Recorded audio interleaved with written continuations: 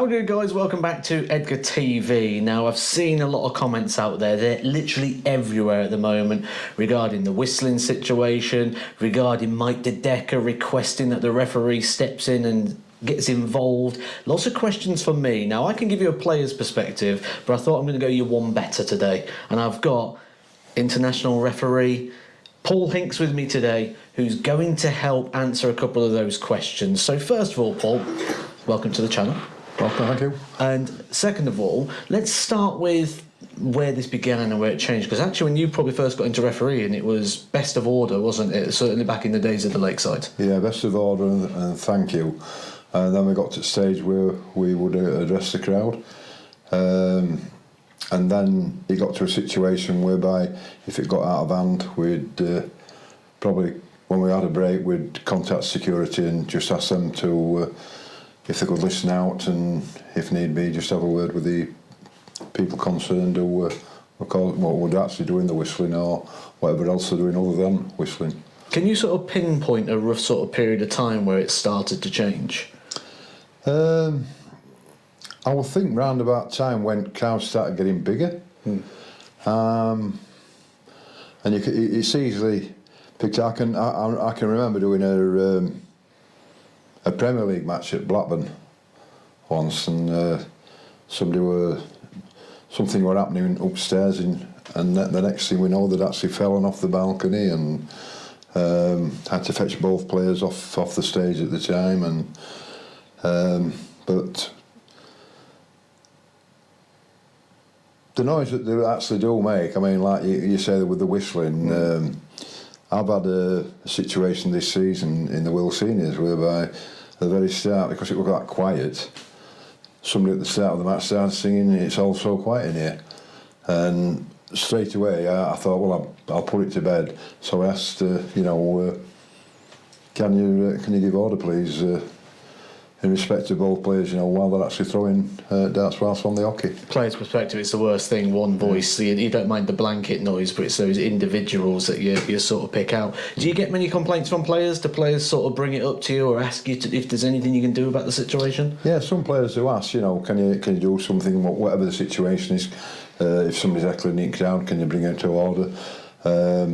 If it got to a point whereby, as a referee, you can hear it, while you're up there, you could actually address the crowd, which I have done on many occasions, by basically saying, with respect to both players, could you please not do whatever you're doing whilst the players are throwing darts whilst on the hockey. Do you have any powers? We've seen some situations in the past. We've seen Geroge Noble at a European tour threaten to take the players off stage. What can a referee do in that situation if it feels like it is getting a bit too far out of hand and it's affecting the outcome of the match? Well, he can actually stand up and say, can you give respect to both players, etc. But like I say, when you come off for a break during the match, if you go to whoever head of security is at the time and say, this is what I'm seeing happening, the players have noticed it, they've asked me if I can do something about it, so I said, well, I'll contact security, and then security can keep an eye out to see if they can find out who's actually making the whistling noises, and then hopefully put that situation to bed by having a word with them.